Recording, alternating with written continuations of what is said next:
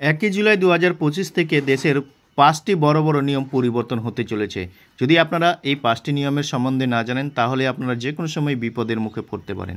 তবে জুলাই মাসের 1 তারিখ থেকে কী নিয়ম পরিবর্তন হতে চলেছে আপনারা কিন্তু সমস্ত কিছু এক এক করে জানতে পারবেন এই প্রতিবেদনের মাধ্যমে। ভিডিওটা প্রথম থেকে শেষ পর্যন্ত দেখুন, তাহলে সমস্ত কিছুই আপনারা বুঝতে পারবেন। তো চলুন বন্ধুরা, ভিডিওটাকে শুরু করা যাক।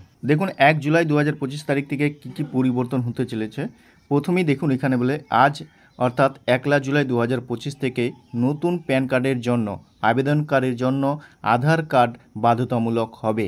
তো দেখতে পাচ্ছেন এবার প্যান কার্ড করার জন্য কিন্তু আধার কার্ড বাধ্যতামূলক করা হয়েছে। এখনও পর্যন্ত প্যান কার্ডের জন্য আবেদন করার জন্য যে কোনো বৈধ পরিচয়পত্র ও জন্মের শংসাপত্র প্রয়োজন ছিল, কিন্তু আজ থেকে পরিবর্তিত হতে চলেছে এই নিয়ম। কেন্দ্রের প্রত্যক্ষ কর বোর্ড অর্থাৎ সিবিডিটি অনুসারে আধার যাচাইয়ের ছাড়া প্যান আবেদন করা যাবে না। তো দেখতে পাচ্ছেন সিবিডিটির তথ্য অনুসারে আধার কার্ড ছাড়া কিন্তু প্যান কার্ড হবে না। এটি কিন্তু নতুন নিয়ম 1 জুলাই থেকে কার্যকর হচ্ছে। জুলাইয়ের শুরু থেকেই কার্যকর হতে চলেছে দ্বিতীয় পরিবর্তন ভারতীয় রেলের। তো দেখতে পাচ্ছেন রেলের কিন্তু এবার বিশাল পরিবর্তন হতে চলেছে। ট্রেনের টিকিটে ভাড়া বাড়লো 1 জুলাই থেকে। তো দেখতে পাচ্ছেন ট্রেনের টিকিটের কিন্তু ভাড়া বেড়েছে। নন এসি মেল এবং এক্সপ্রেস ট্রেনের ভাড়া প্রতি কিলোমিটারে 1 পয়সা করে বেড়েছে। এসি ক্লাসের ভাড়া প্রতি কিলোমিটার 2 পয়সা বেড়েছে এবং 500 কিলোমিটার পর্যন্ত ভ্রমণের জন্য দ্বিতীয় শ্রেণীর ট্রেনের টিকিটের দাম কোনো পরিবর্তন হবে না। এবার এসি ক্লাসের ভাড়া প্রতি কিলোমিটার 2 পয়সা বেড়েছে।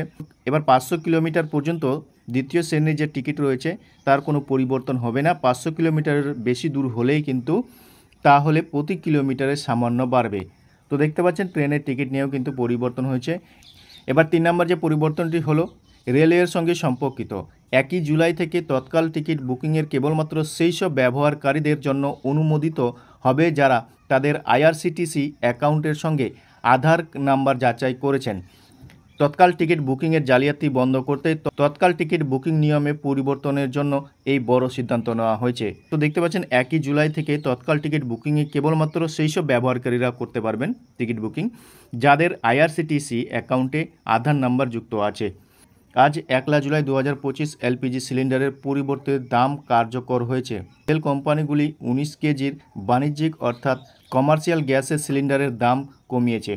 কলকাতায় 57 টাকা কমেছে, তবে ডোমেস্টিক 14 কেজির ঘরোয়া সিলিন্ডারের দাম অপরিবর্তন রেখেছে। আইওএসিএল ওয়েবসাইট অনুসারে 1 জুলাই থেকে কার্যকর হওয়া সংশোধনীর পর দিল্লি কমার্শিয়াল সিলিন্ডারের দাম হয়েছে 1665 টাকা, যা আগে ছিল 1723 টাকা 50 পয়সা। কলকাতায় 19 কেজি এলপিজি সিলিন্ডারের দাম 1826 টাকা থেকে কমে 1769 টাকা নেমে এসেছে। মুম্বাইতে সিলিন্ডারের দাম 1674 টাকা 50 পয়সা থেকে কমে 1616 টাকা 50 পয়সা হয়েছে। চেন্নাইতে 1881 টাকায় পাওয়া সিলিন্ডার এখন 1823 টাকা 50 পয়সায় পাওয়া যাবে। তো দেখতে পাচ্ছেন কোন কোন জায়গাতে সিলিন্ডারের দামও কিন্তু কমেছে। এরপরে বলেছে পঞ্চম পরিবর্তন 1 জুলাই থেকে কার্যকর হওয়ার পর পঞ্চম পরিবর্তনটি হলো বিমান যাত্রীদের জন্য। আসলে তেল বিপণন সংস্থাগুলি কেবল মাসের প্রথম দিনই এলপিজির দাম বাড়ায় না, বরং এলপিজি সিলিন্ডারের দামও বাড়ায়। তারা বিমানের জ্বালানির দামও সংশোধন করে, যার বৃদ্ধি ও হ্রাস সরাসরি বিমান সংস্থা ভ্রমণকারী যাত্রীর উপর প্রভাব ফেলে। এরপরে পরিবর্তনটি দেখতে পাচ্ছেন ব্যাংক নিয়ে। আজ থেকে এইচডিএফসি কার্ড ব্যবহারকারীদের জন্য ব্যয় বৃদ্ধি পাবে, তবে আইসিআই ব্যাংকের এটিএম ব্যবহারকারীরাও ধাক্কা খাবেন। এইচডিএফসি ব্যাংকের ক্রেডিট কার্ড ব্যবহারকারীদের ইউটিলিটি বিল পরিশোধের জন্য অতিরিক্ত ফি দিতে হতে পারে। এছাড়াও ক্রেডিট কার্ড ব্যবহার করে ডিজিটাল ওয়ালেট বিভিন্ন ইউপিআই অ্যাপগুলো যে রয়েছে মাসে 10,000 টাকার বেশি যোগ করলে 1 টাকার চার্জ প্রযোজ্য হবে। এখন মেট্রো শহরগুলিতে বিনামূল্যে লেনদেনের সীমার পরে আইসিআই ব্যাংকের এটিএম থেকে যে কোনো টাকা তোলার উপর 23 টাকা ফি আরোপ করা হবে। মেট্রো শহরের বাইরে এই সীমা 3টি ধারণ করা হয়েছে। একই সঙ্গে আইএমপিএস ট্রান্সফারের উপর নতুন চার্জ কার্যকর হয়েছে। 1000 টাকা পর্যন্ত ট্রান্সফারের জন্য প্রতি লেনদেনের জন্য 2.50 টাকা এর বেশি এবং 1 লক্ষ টাকা পর্যন্ত ট্রান্সফারের জন্য 5 টাকা, 1 লক্ষ টাকার বেশি এবং 5 লক্ষ টাকা পর্যন্ত লেনদেনের জন্য 15 টাকার চার্জ করা হবে। তবে বন্ধুরা 1 জুলাই থেকে এই নিয়মগুলি পরিবর্তন হতে চলেছে।